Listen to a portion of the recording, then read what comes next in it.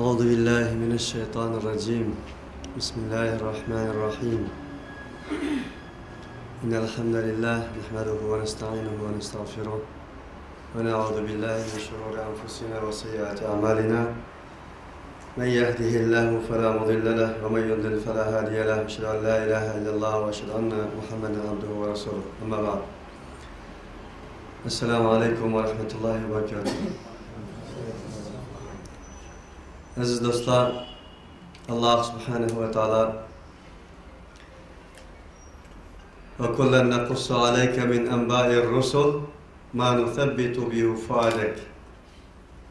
Sure Hud ayette Allah subhanahu ve ta'ala bir qanchalagan payg'ambarlarning qissalarını zikr qilgandan keyin Peygamber aleyhissalatu vesselam xitob qilib shunday deydiki, ashu san qissa qilgan sana sözlep bergen her bir peygamberlerin kıssıdın maksadımız senin kallık jürkünü, elem esret tutulgan jürkünü müstehkem kılıç dedi.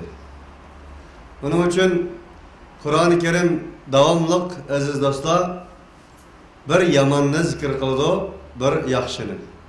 Kıyada Firavun'u zikir kılan bolsa Musa'nı, kıyada Nuh'u zikir kılan bolsa onun düşmanını, Kıyada İbrahim'ni zikir kılgan bolsa, Nemrut'ni zikir kılgan. Nima uchun? Bu bir hatırlaş. Nurgul qarindoshlarımızın kallasida şu tarixda o'tgan bugungi kundagidek xotirallash faoliyatlarini dindan tashqari bo'lgan bir shaklda ko'rmoqda. Bu mencha xato bir fikr. Biz Qur'on qaraydigan bo'lsak, Qur'on bir xotirallash faoliyatidir. Adem qissasi, Nuh qissasi, İbrahim qissasi nima uchun? Qur'on zikra, xotirallash. Buna da maqsad ikki. Yaxshilarni zikr qilishdan maqsad namunai imtisoldir.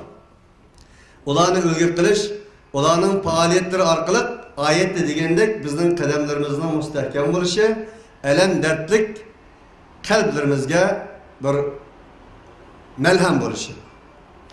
Chunki o tarix biz okuganımızda peygamberlerin yolunu mangallar, yaşlıların yolunu mangallarının beşirtgeldiğen akıbet mana muşundak iken bu faaliyet muşundak davamlaşır iken keçi bolsa kündüz bolsa keçi onunla erişip geldikken her kandak bir teslikten keyin asallıktan keyin teslik geldikken diyen bir namuneye imtisalını zikir kılış. İkinciden yamanlık meselesi gelsek yamanlığını zikir kılıştır. Maksat ibret alem. Onundan ibret veriş arkalık, olanın faaliyetlerinden uzak duruş karakterine ege, davamlılık mana şundak şekil yolunu Kur'an bizi gösterdi. Onun için şüphesiz olmaslık lazım ki, bizge nispeten bundak bir kahramanlarının, bundak bir cesurlarının, insaniyet dünyasında ve insaniyet dünyasında işten çıkan biz okşaş mezlumlarının, tarihi hatırlarını özlerinin kalları olayan yazgan şehitlerini hatırlaş hiçbir dinin ruhiga hata emez, dinin ruhiga halap emez diyenler size elbette ki jürken tutuş lazım. İkinciden maksat ne degende maksat Allah subhanahu ve ta'ala'nın degende kayna laqad kana fi qasasihim ibratun li ulil albab. Akıllılar ilgililer için yukarıda sözlengen peygamberlerin tarihinde elbette ibret var. Akıl ilgileri için. Onun için tarihini biliş, tarihini okuş insana bir akıl verişlaydıqanlıqı, yol gösterdiqanlıqı. Mana bu ayetten çıkıp duruptu. Onun için aziz qarindoshlarimiz Allah'ın hikmeti şu ki, Allah'ın iradesi şu ki davamlılık hak bulurken hak karşı batıl guruhlarının bulduğanlıqı. Batıl guruhlarının bizni dinimizden yandırış için hareket kıldıqanlıqı. وَلَا يَزَالُونَ يُقَاتِلُونَكُمْ حَتَّى يَرُدُّكُمْ عَنْ دِينِكُمْ. Olar sizlerinin dininizden kaytuğanı kadar sizlerini öldürüşünü de anlaştırdı. وَلَنْ تَرْضَى عَنْكَ الْيَهُودُ وَلَا النَّصَارَى حَتَّى تَتَّبِعَ مِلَّتَهُمْ. Yahudi Nasaralar sizlerini özlerinin dinine size egeşmişlik sizlerden razı olmaydı. Onun için hani bugün biz şundak bir sorun turatımız ki yani şu kafirlerin bizni özümüzden dininden yandırışı özge ergeçtiriş karakteri ege, zulüm, zalim, adaletsiz kanunlarga kökrek girip, özlerinin ısık kallarını, canlarını aymagan ve ayette degendek minel mu'minine rical erkeklerinin isinden çıkan bir erlerinin şehitlik hatırlarını bir katım esleş arkalık onların bizi koyup ketken manevi ruhunu, kuvvetini özümüzden kademlerinin müstahkem oluşuğa, maneviyet dünyasımızın bay oluşuğa ve şundakla ulanın aksın, özlüksüz mağdırganlığımızın bir adi süptüde belki biz yığıldık.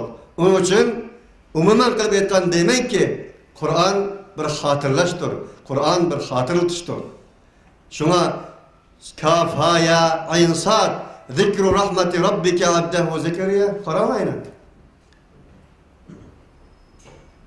Zikru rahmeti rabbike abdehu Zekeriya. Bu senin Rabbinin rahmetinin bir hatırlışıdır.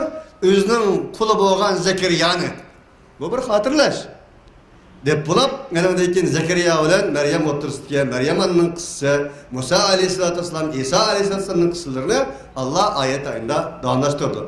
Onun için hatırlaş faaliyeti katli şunu demen ki Kur'an ve sünnetke muhalif bir faaliyetlerin emes ikiligini silahga uqtirib etmek için Allah subhanahu ve ta'ala ta Muhammed aleyhissalatü vesselam ve inen sahabalarını tartıp cümleden bizninki Sultan Sutuk Buğrahan atımızdan tatıp ta Zeyd'in yüz başçılığı ki Allah yolda özünün kallarını, canlarını belgen bugün günde hem bir atkan barlıq şehitlerimizin kallarını Allah subhanahu wa ta'ala zaya kılmasın ve şundakla ahir şunu demeyin ki yaşaş için ölgenlerge, yaşatış için ölgenlerge emez belki hayatlarga salam olsun. Allah'ın rahmeti hemen olsun. Esselamu aleyküm ve rahmetullahi ve berekatuhu.